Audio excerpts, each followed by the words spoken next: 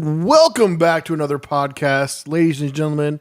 This is No Sugar, No Cream, and it's the best podcast in Nashville. Woohoo! That we know of, to our knowledge. We are not saying that any other podcast is bad or good or whatever. We deny all knowledge, and we cling to that we know absolutely nothing about absolutely nothing. Guys, it's another podcast. It's Tuesday. It's almost 5 o'clock. We are a little slightly early. My host, Yeehaw! Tim Wolf, and we are live and in the flesh and ready to go. We're even on air. We got an on air sign because we're live. Because we're live, guys. We're on air. Yes. Because we're live. On air. Thank you, Vanna White. Guys, it's a wonderful Tuesday. The weather has been cold and warm, then cold and warm. But it's felt like spring the last few days. Yes, it's been nice. It's been when very I do nice. my morning walk, which I did one this morning, and the birds were singing. Man, there's just something about a spring day when the weather is nice, not too hot, like just right around 70, just comfortable. And the birds are singing, the sun is shining. I mean, it's just great to be alive, Seth. Fabulous. I couldn't say it better myself. Tim, do you have any excitement coming up tomorrow? Or do you have any plans for tomorrow? Oh my gosh. Yes. Ooh. In the morning, I go to B&A Airport, and I get on a plane, and I fly to my old stomping grounds, Boston.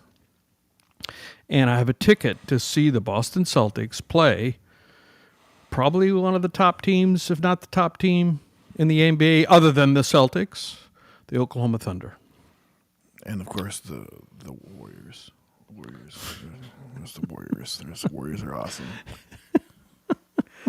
They won last night. And it's going to be a big game. It's going to be a big game. And it's going to be a test for the Celtics, no doubt about it. So I'm going there, and I'm going to be, and then my flight, well, I arrive in the morning, and I have a podcast tomorrow. Got invited. Patty Hunter from Indiana invited me to be on her internet TV show, and I'm going to be on that around noon. So watch for that. You better plug our podcast. Of course I will. If I get a chance, of course I will. You're going to be on live. What does that air on? Where does that air? I should be better prepared for pitching that. I'm so bad. I need to do better at pitching these opportunities. I probably will be. I probably will be kicked off. Live on the air. Ooh, that could make for a good podcast next week. All right, Tim. Yeah. So anyway, I'll post that so you can all watch that. And she invited me, reached out to me, and asked me to be on her show. And so we're going to talk about my music, and that's going to be exciting. And then I'm going to go. I mean, I lived in Boston way back in the day. And my second house that I ever bought was a townhouse, or was a condominium, not a townhouse. And I'm gonna get in it. And my plane doesn't go back till like 8 o'clock the next night. So I have almost 2 full days in Boston. Awesome. I am gonna explore my old stomping grounds and go to places. I'm gonna get an Uber and go to where I used to live on Commonwealth Avenue and see what's there and see what's up. And try to, break into my old apartment. No, I'm just kidding. Please stand by. Just it's nostalgia. And see if the old sub shop that I used to eat there all the time is there. Most likely not. 30 years, you don't expect that to still be around. But, my old stomping grounds, where I spent about 4 years in Boston. And everybody might be wondering, why am I not going? Well, to put it simply, I am an undecisive loser. I did invite you. I'm quite certain I did, didn't I? Yes, we were planning on, it started with making us plans together, but I don't know, I've just kind of tried to keep March free and been undecisive what I want to do this month, and I go on I have open invitation to join my brother on his cruises at all times. He's doing back-to-back cruises right now. So I've thought about doing that, but whatever. It's all good. Well, Still might get. Yeah, to I would the game this enjoy year. your We'll see. company. We'll I'm see. gonna, I know. by myself. I But know. anyway, That'd be fun. I like be traveling fun. by myself. I yeah, I don't want know to. you. I want to. Well, I won't have an evening meal unless I do it late. But North End Italian restaurant, will be real close. All the stuff that I used to love about Boston. I mean, I'm just gonna go to our favorite restaurant and cry. I'm just here by myself. my hotel's walking distance from the garden, TD Garden. Nice. So I'm just maybe I'll do the Freedom Trail. Where you can go see all the the important parts in the development of our country before we even a country. That Boston was a very important city before 1776. Paul Revere, all that stuff. That was Paul Revere's ride. There wasn't One a Up by tea Land, party 2 by Sea. there. Yeah, there was a tea party there. There was all have kinds some- of stuff. You gotta have some. Boston was quite important back in the day, and so there's a lot of history there. And the South Church, was it the South Church where they hung the light, 1 by land, 2 by sea, that kind of thing, which was really more in the reality of that. Paul Revere really didn't do all that, but somebody wrote a poem about him, and it became history. It became the history that we accept. Paul Revere really wasn't that big of a hero for the independence, but he's revered. He was a silversmith, so he was talented. But anyway. And I want to go ahead and apologize to whoever's sitting in front of Tim during the game when he says about 75% of the way through the game, he's going to go, "Come on!" And the person in front of him will turn around and be like, "Sir, that was really loud and in my ear, and we're up by 25 points." Okay, Seth, can you describe me as a Celtics fan? I'm not demanding, am I? No, not at all. Not demanding. Demanding. Tim is nervous wreck the entire game, and they're up by 15 points with 2 minutes left, and he's like, "There's still a chance they could come back and beat us. There's still a chance." I'm like, "I'll take a bet on that one." He's a nervous wreck until those last dots. This is when he breathes us out. 30 seconds left, and they're up by 10. I think we got it. Hey, I was when I used to live in New York, and I admit I started going to Knicks games because I lived in Manhattan. Just go to Madison Square Garden, and I was at the game when Reggie Miller got 8 points in 8 seconds. So you just instantly go to that. I do. You I do. that. You're like, "Oh, I do. it could be Reggie done." Miller got 8 points in 8 seconds. Goodness gracious. And he was a stone cold killer, that guy. 2 threes and a 2. Yeah. 8 seconds. Yeah, that's crazy. That's crazy. Stole the ball twice. It must have, I don't remember exactly, but you're supposed to have a 24-second play clock, right? So he shouldn't have gotten the ball back. Okay, maybe he made a 3. Then he shouldn't have gotten the ball back for another 24 seconds. Or at least not twice. Stole the ball twice, Reggie Miller. And what a great three-point shooter. And he's since been eclipsed, by other for Ray Allen eclipsed him as far as the most threes, and then your guy Steph Curry eclipsed Ray Allen. I mean, there are so many more threes being shot today. But back in the days, and last year, also by the eclipse, he was eclipsed. I think wasn't there an eclipse last year? I could be wrong. So three and some say, and the Celtics are shooting more threes than any team ever has, and some saying it diminishes the game. I don't know. They say it's not as exciting as going toward the cup, but I don't know. You can say that, but it opens it up for some sweet dunks. And it sure does. It sure does. Yeah. Watching some of these guys throw some alley hoops. I mean, yeah. There's still plenty of entertainment. The game has radically changed, though. I mean, I have to say that I don't think Shaq would be the all-star, the highly revered player. Now, you can say that about many players, but Shaq specifically as a big man, although I love Shaq. Shaq would be skinnier because he would have to be forced to move out of from underneath the net. Every 3 seconds, he'd have to take a couple steps. Well, that rule has been the same. I'm sure. No, I think we looked it up. It changed in that's a newer thing. The 3-second rule? Yeah, this came up in the podcast before. Oh. It happened like after the 90s. Really? I okay. think, yeah, we had this We did discussion discuss here. that. But Keep talking anyway, and I'll look it up. you know, his free throw shooting, he was like 50% from free throw. And, you know, I think he hit 1 3 in his entire career or something like that. And now all the big men are expected to be able to hit threes and to be pretty good at the free throw line.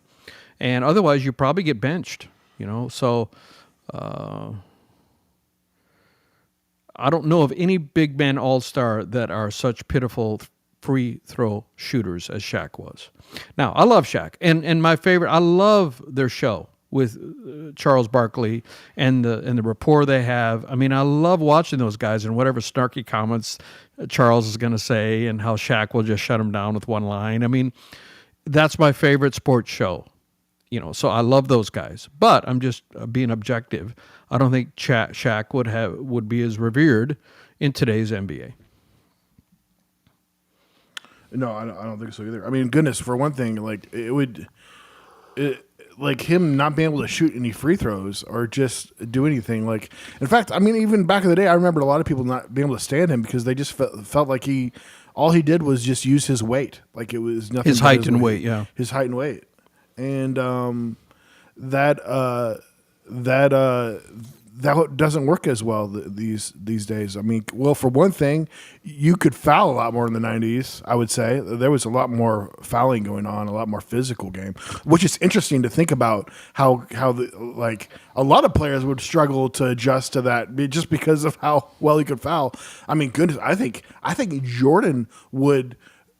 I mean, a lot of people would know a lot of it can do his moves now just because of him. But like, if Jordan existed in a time period where there was less fouling going on, he could just even be doing crazy moves around people even more. I just had a panic attack. Let me just check and make sure audio is working. Okay, yeah, sure. You carry it. But guys, yeah, so we'll try to move on from NBA. We're talking about NBA. By the way, still, if you think we should do a separate podcast about just sports, send us a message. I mean, that would be something we'd like to do them for the future, especially once we can get to a place where this has a lot more viewers. Guys, thank you for watching still. While you're watching right now, if you don't mind, please share the podcast. Get it out to more people.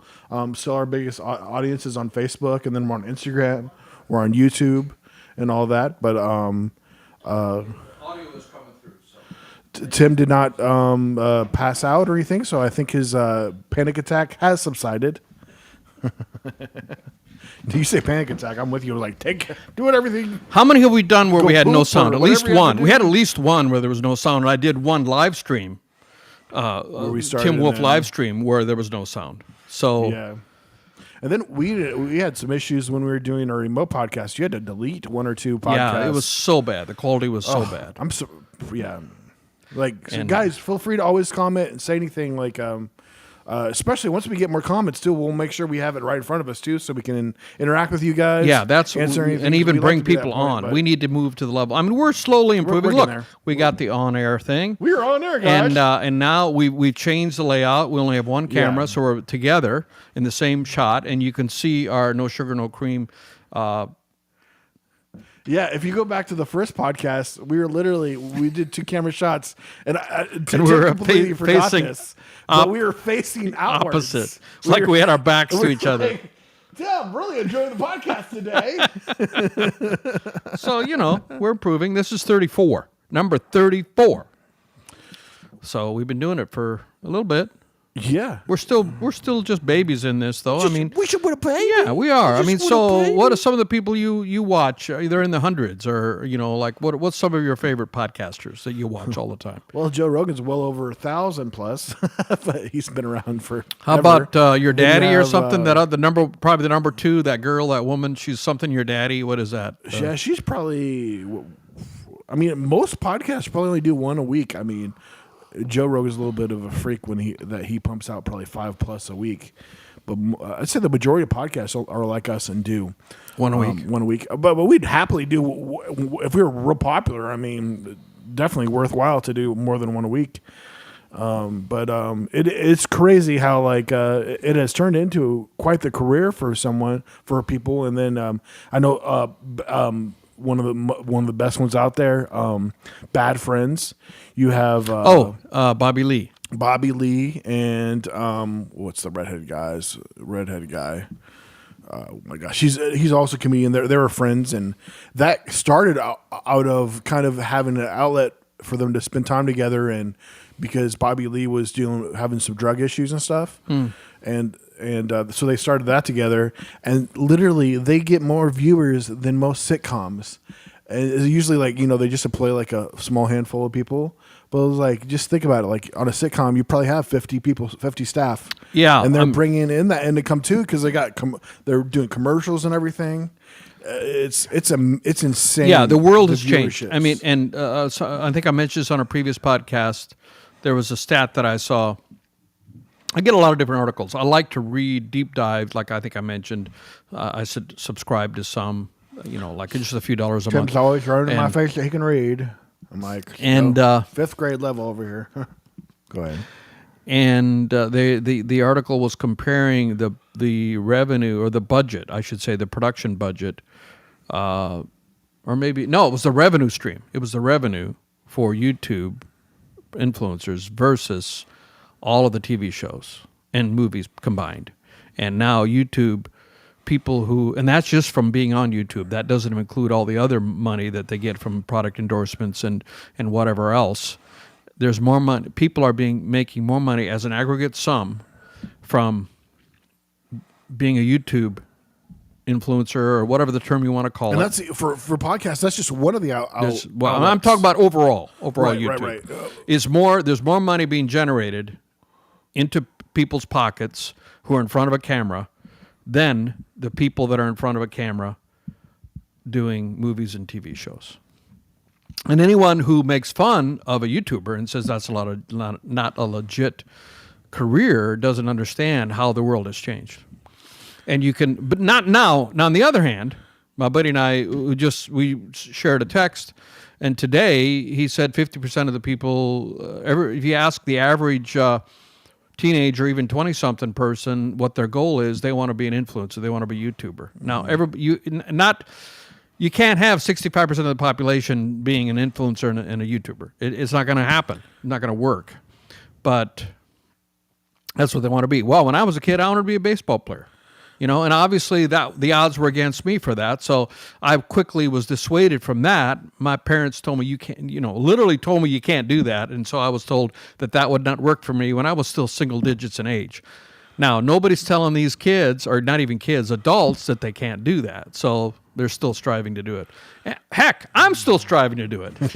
It's really interesting. It cracks me up when you talk about making money on YouTube and stuff. One of my favorite YouTube channels, Sailing Zatara. It's by this family called the Whitakers that left the business life and regular life and took his family and bought a sailboat, started sailing, and now most of his kids, they're all teenagers now, and the two oldest are like 18 and up, and they were commenting on how people were saying their kids are lazy, which, first of all, you only see 10, 15 minutes of someone's filmed life, and you decide that you can evaluate that somebody's lazy off of a video. And the funny part is the two oldest sons both have YouTube channels and are making money off of their YouTube channels, edit and do all their own work.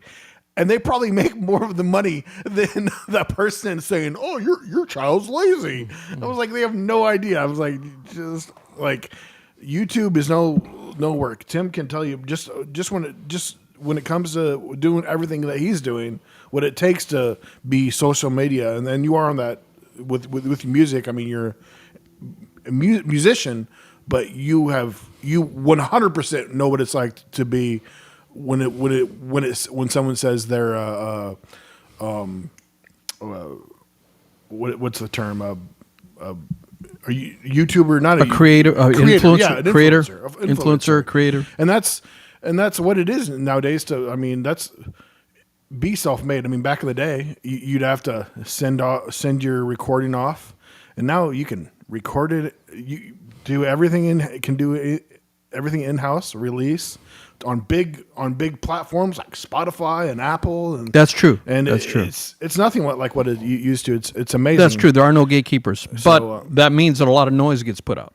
And that's why they gave Mr. Beast $100 million to make a show on Amazon Prime. Yeah, he's a YouTuber that pulled himself and up. Started greenlit season 2 and 3. Mr. Beast, one of his first. I mean, I know a little bit about him. He's quite young still. Is he even 25 yet? He's a little. I think he might be 26. And he started on YouTube. He wanted to be a YouTuber when he was quite young. And one of his first videos where he counted from 1 to 100,000 on camera. Was it 100,000? Mm-hmm. I mean, just basically filmed himself counting from 1 to 100,000. 1, 2, 3, 4. Which, why would anybody watch that? But after you get up to like 10,000, I suppose, it's like, is he really going to keep doing that? I don't know. Do you know that story? That was one of the first things he did. That's just some of the weird things he did just to try and out. And I mean, he's got it down to a well-oiled machine, like what to do. And a lot of it has to do with even the clickbait or having the right clip. He for the thumbnail. Now, if you're on YouTube, and because I went to Vid Summit in where he spoke, and he was the keynote speaker, and he talked about what he does for his YouTube, and he's even much bigger than he was then. That was a few years ago. I think that was even that probably was 21. I forget the exact year. He was out in L.A. And he spends, the thumbnail is what you see, the static, non-moving representation of what the movie is, and you see that, and that's what decides when you're on YouTube, when you're thumbing through, what to click on. And the thumbnail is very important. You have to get somebody's attention, and you have to say, make them curious enough to click on that. And I always thought, well, you have to use a clip, you have to use a screenshot from your video. No. Mr. Beast, and I'm sure it's more now, back then he said he builds a completely different set specifically for the thumbnail. And he spends at least $10,000 for every thumbnail. Because he builds a specific set.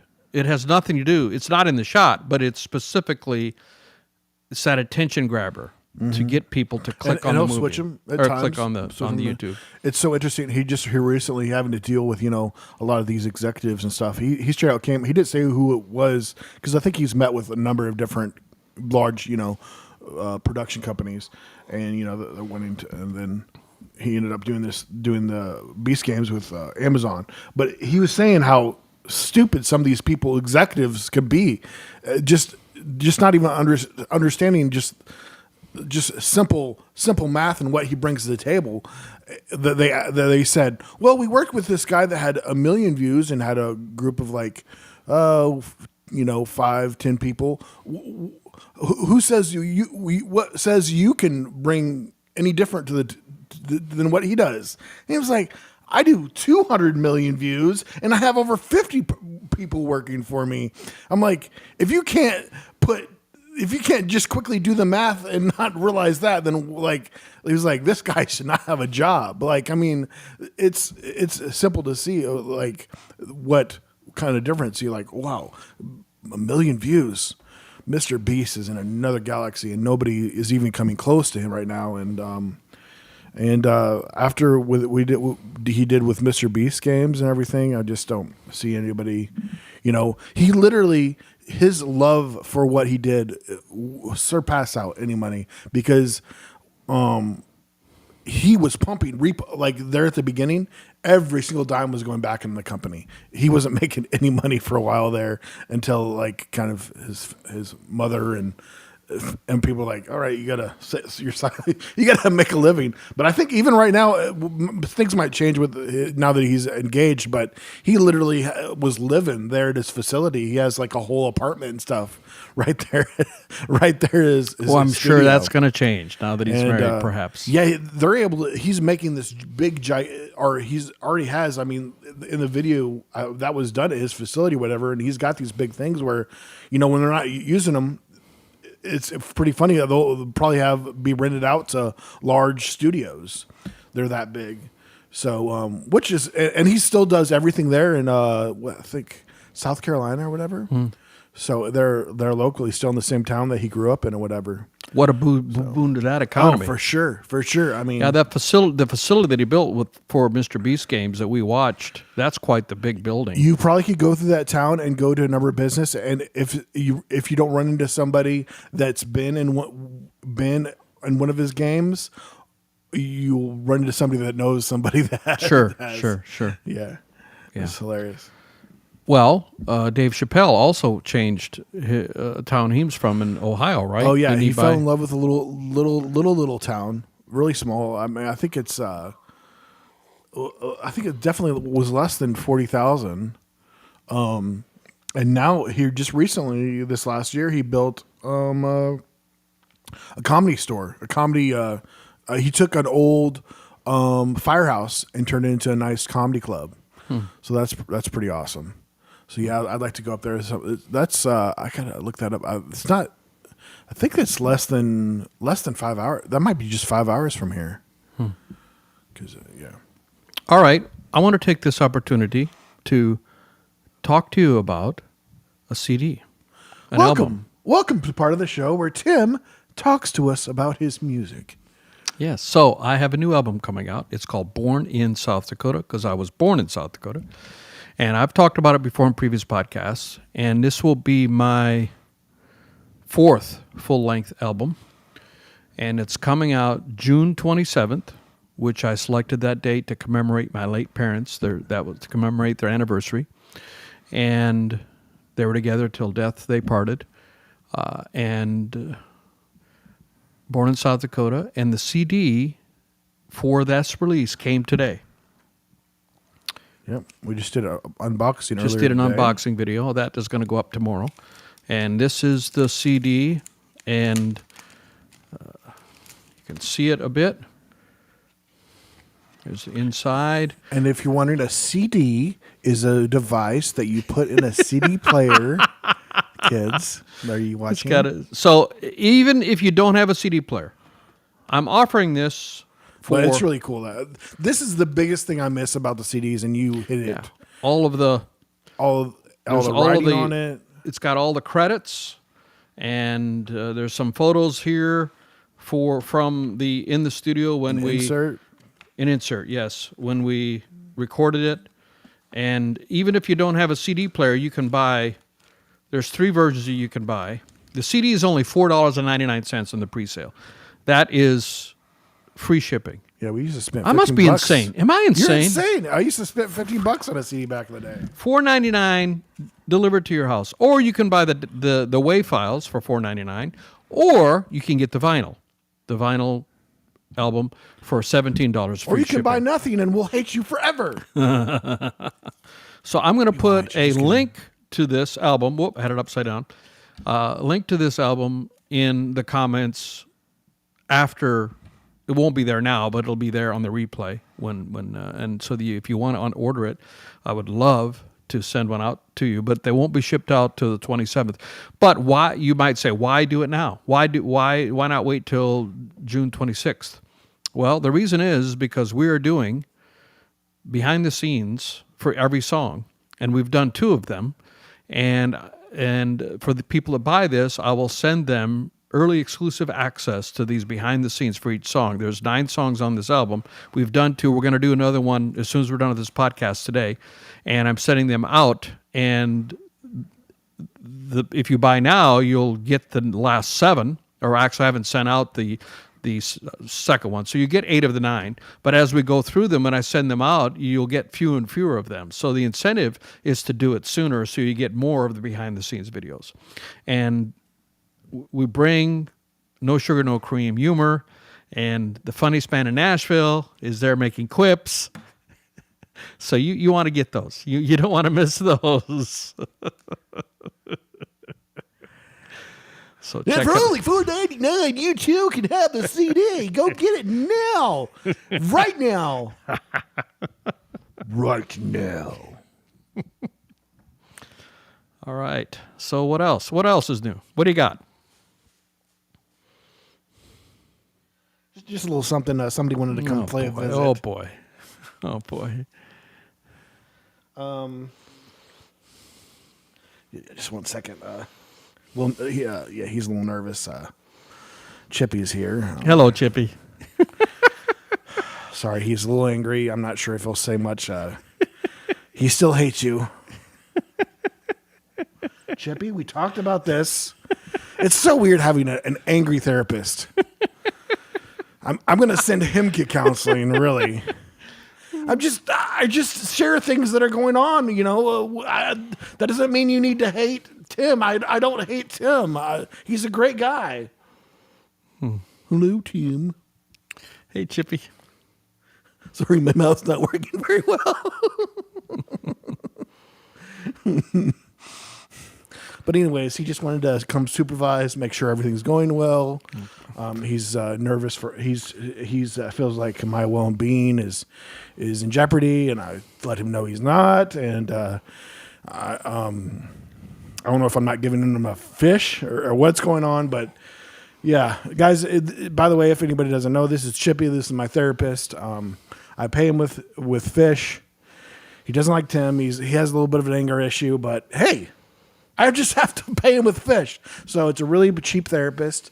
My insurance doesn't cover it for some reason. But yeah, you know, he doesn't take, but he's a good listener. He's a good listener. But do you have anything you want to say to Tim? Okay. All right. Thank you, Chippy. I got to figure out how to move that mouth properly. It's so hard to move. I mean, I guess that's what happens when you pay $35 for a puppet. I was looking at other ones, like, I need one that opens better. You can't get your hand in there very well. But I mean, really, it is a skill too to just get it to talk. I mean, my dad could do puppets really well. He did at our church, and then my dad was a retired pastor, and one of the most impressive things was, like, our church, the town was only 1,500 people, and they would put on a kids festival during the summer, like, they go on, and we would get the biggest numbers. There was, like, still only 1,500 people, but there was like 7 churches, and we would put on, we would have the largest audience out of all these other churches, and probably one of the smaller churches too. But my dad put it together, and in fact, there was one year where we had all these guinea pigs at home. My dad was giving kids guinea pigs. Wow. As a gift or whatever, or just like for just being there. And all these kids were getting guinea pigs. It was. I can't remember. I'll have to ask him about that. But I remember him giving away guinea pigs, and he gave away a bunch of guinea pigs. But the puppet thing comes into play because there was 2 other, like, high school age or junior high age kids, and he taught them puppetry, and they all learned it together, and they had these puppets, and I think he maybe even had one on hand. But it was a whole thing where, like, behind the curtains, and they did songs. And he would do it so well because you'd have to learn. I'd probably instantly do it. Is not to bite your words. You want your mouth to go fluid. So then, really, you have to go. You got to trick yourself to do it correctly because your natural thing is to, when you say something, is to chomp down on your word because you're going. Your hand is doing it. And he became really good at it, and he trained these other kids to do it, and they would do songs and stuff. And one of the coolest things, I wasn't even a kid, but I remember it. They had a song where they went and it was talked about bubbling over. I think it was like God's love is bubbling over or something. And they would put on a balloon or put on balloons. What do you call them? water balloons, not water balloons, but just regular like blow balloons. It's not balloons. What are they called? Bubbles? Bubbles. I couldn't think bubbling because it's bubbling over. So they had a bubble machine, and so he'd start singing this song, and all these bubbles would be going over, and all the kids are going crazy because all these bubblers are going over, and they put on quite a show. It was really impressive doing that. Of course, I mean, the ventriloquist thing is another level, and that could be pretty entertaining, which is kind of a dying thing. It's really super not popular. It's fairly uncommon, it's for a comedian to have puppets. There's only a few that are popular, but there was somebody that won the America's Got Talent or whatever that won for it, and he's got a show in Vegas, and then there was a girl that won too. So it is popular, but it's like fairly uncommon to. Well, there is that guy that was quite, who's got the different characters. He's got the old man, and he's got the Muslim terrorist guy, the skeleton. The skeleton, yeah. Yeah, and then what else? He's got a few other characters. Yeah, do you know what they're all wooden. He makes them himself. Wow. Or, well, some of them are wooden, but he makes them all. He designs them and makes them from scratch. He's very talented. I can't think of his name offhand. Me neither. But anybody, I mean, he has is like the 4 biggest in the characters. world. There's one like redneck guy, I think. What are all his characters? He's got Peanut, this like goofy looking alien looking weird character with one of the Jeff Dunham. I remember it because the puppet always Jeff said, Dunham. Yeah. Jeff Dunham. Yeah. That's the guy. Yeah, he's hilarious. But I haven't seen him in a while. I wonder if he's slowing down. I think he just travels. He hasn't had a special come out in a little while. He's got a couple on Netflix and everything anywhere, but yeah. He added here in the last couple of years. He added another character. Oh, he's got a pimp, and he's got a little bit of a lisp. It's hilarious. Where he like talks like like a little bit of a lisp or something. But it's this black guy puppet that's a pimp, and it's hilarious. He does it so well. But he's got a jalapeno on a stick. Oh, yes. I remember that. Yeah. Funny guy. Funny stuff. Yeah. I went and saw a comedy the day, last Friday, 2 weeks ago, a month ago, not even a month ago, a few weeks ago. I don't know if I mentioned, I ran into, if I mentioned on the podcast, but I ran into Steve-O. Steve-O was coming in. Yeah, you had said that. I don't know if I said on the podcast or not, but he was headed into a show, and he was just walking in. I'm like, I just gave him knuckles, and he almost looked at me like, "Should I know you?" I was like, but it was kind of funny. I didn't want to like, "Oh, I want your picture" or nothing, but I was just wanted to be really chill and I was like, fist bump isn't too big a deal to ask for, and he sat down there with his group and stuff, and but I mean, I'm a big fan of him. He puts out some really good YouTube videos, and he talks about a lot of what he's been through, and he documented really well on video a lot of the things and tricks he's done and crazy things he's done. And he'll break down and talk about in detail, and he's a really good storyteller, so it's really fun to watch. And who's the leader of all of that? Johnny Knoxville. I've heard he was severely injured recently. Kind of ended his career. That's been a little while, but he was literally, I think, had like a pee bag that he had an injury. Something, yeah, really bad injury. I think that might have been from the bull. I'm not sure, but he was he's still in the newest one. He probably didn't do anything. They had some newer guys that were part of it, but even one of the newer guys even got bit hardcore by sharks. I think they weren't even filming the new Jackass. They were filming something for Shark Week even, and one of the guys, one of the new cast got hardcore bit by shark. But yeah, they put their body on the line for the laughs, and it's so interesting. that show ended up getting picked up because Tom Green stopped his show, and Tom Green stopped his show, and because that was MTV back in the heyday when it was real popular.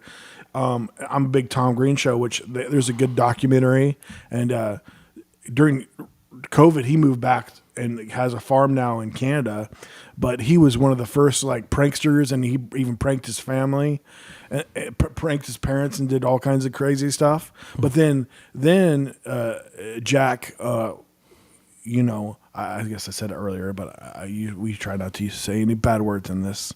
Jack Booty. Jack Booty sounds so fun. There's been a new rebranding. That a lot of people took even from Tom Green show, which that was a show of the 90s, and he was from Canada, and he was even married to Drew Barrymore for a very short time, and made some big movies and stuff. But I got reacquainted with him because I was watching the documentary, and in fact he basically is kind of fitting for doing a podcast. He basically did the first ever live podcast back in the day when he was literally one of the first people to go live on the internet.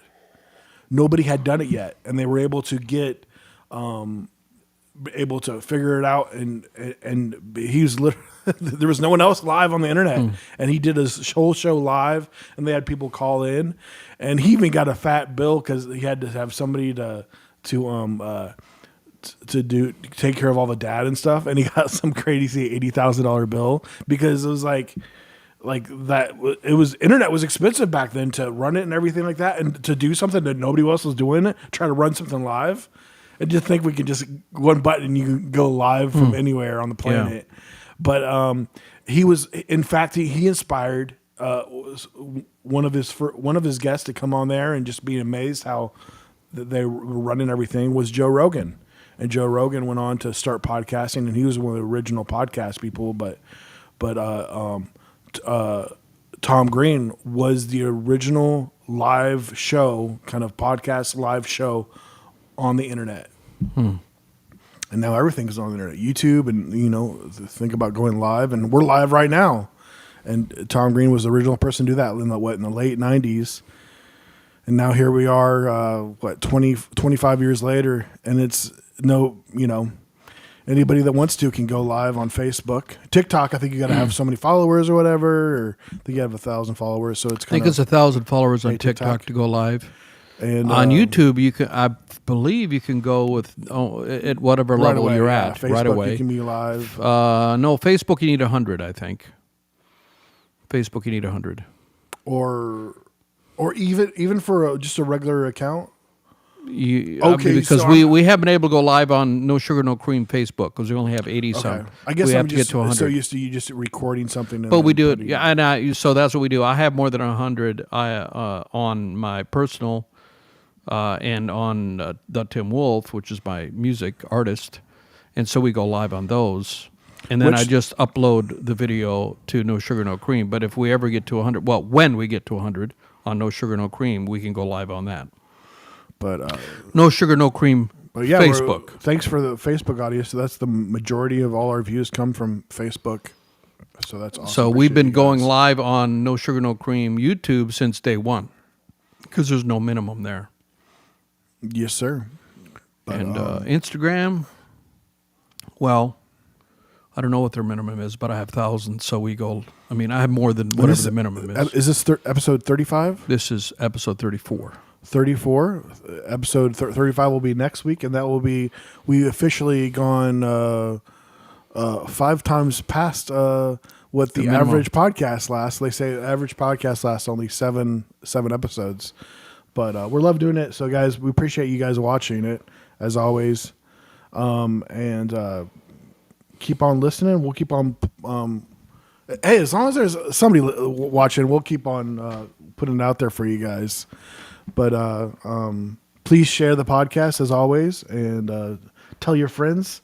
And we'll be here next Tuesday. usually around 5 o'clock. But guys, thanks for watching, and we love you very much. Bye. Oh, I'm still live on everything. Oh, you just took me off just TikTok. Guys, Facebook, please share the podcast and like us on